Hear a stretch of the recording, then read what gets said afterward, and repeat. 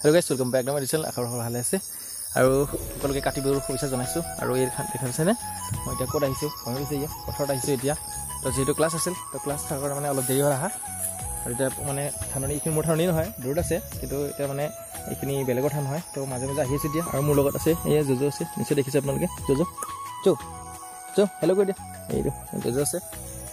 Class থকাৰ কাৰণে অলপমান দেৰি হ'ল মানুহ, প্ৰায় এতিয়া 6:30 7টা বাজু হৈছে বাৰু। ধুনীয়া হৈছে।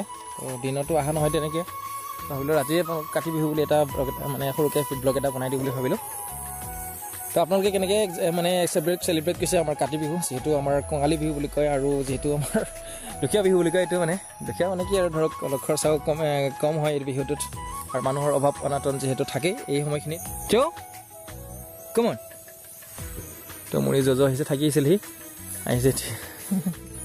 তো গাইছ মই ৰাস্তা হেৰালোঁ এতিয়া। কোনখিনি আছিলে মোৰ মাটি, মোৰ মানে ৰাস্তা হেৰা। তো মানে ফ্ৰেণ্ডছ মই একচুৱেলি ৰাতিটো তো ধৰিব নোৱাৰি, গোটেইখিনি ধান চাওক একে নিচিনা। তো মোৰ এতিয়া ৰাস্তাটো পাই গ'লোঁ, মোৰ মাটি সীমাখিনি এইখিনিৰ পৰা। তো এইখিনিয়ে মোৰ মাটিখিনি, এতিয়া দেখাবি লাভ নাই আপোনালোকক, কাৰণ যিটো দেখাই নাপায়। তো চাকিখৰ ফটককৈ জ্বলাই দিওঁ।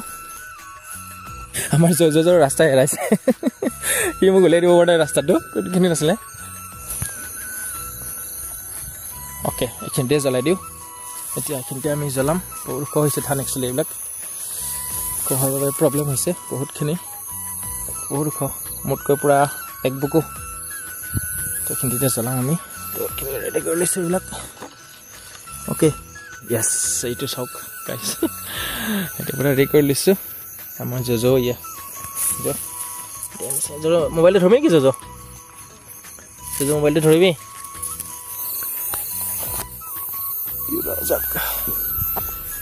ঘৰ জ্বলাই দিওঁ, ইয়াতে আছোঁ।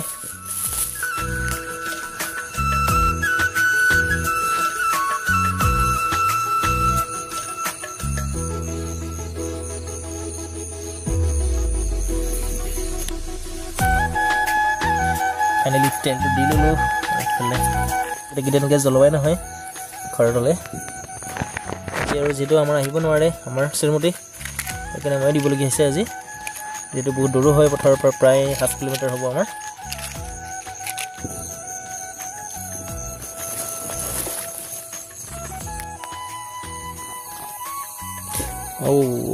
তেলখিনি পৰি গ'ল গোটেই।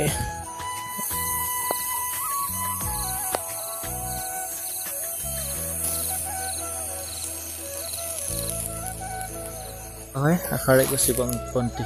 আচ্ছা ঠিক আছে, তো এতিয়া যাওঁ আমি। জজ এতিয়া আমি আহিছোঁ ইয়া জজু আগে অলপ পিছে চাওক, চাৰিওফালে একদম ধুনীয়া ধুনীয়া শাৰী পাতি, একদম ধুনীয়া ধুনীয়া জ্বলিছে। ইয়া লাইটৰ পৰা দেখাবৰ কাৰণে অলপ দিগদাৰ হৈছে, ক্লাছটো বেছি দূৰলৈ নাযায়। এয়া হৈছে আমাৰ গাঁৱৰ দৃশ্য, আৰু চহৰৰ দৃশ্যটো অলপ বেলেগ, সেইটো ক'বলৈ নাযাওঁ। কিন্তু আমি যিহেতু গাঁৱৰ ডাঙৰ দিছোঁ সৰুৰ পৰাই, আৰু গাঁৱলীয়া সৰুৰ পৰা আমাক মানে ককা আইতাহঁতৰ পৰা, মা দেউতাহঁতৰ পৰা মানে এনেকৈ লগত একেলগে পথাৰত আহিছিলোঁ চাকি দিবৰ কাৰণে। আৰু বিশেষকৈ মোৰ দাদাৰ লগত সৰুৰ পৰা আহিছোঁ এনেকৈ পথাৰত চাকি দিবৰ কাৰণে।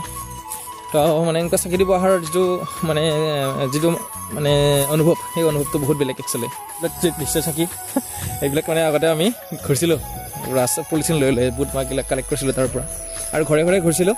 জেনেৰেশ্যনটো নকৰে তেনেকুৱা, কাৰণ আজিকালি হ'ল লাইফবিলাক ডিজিটেল লাইফ।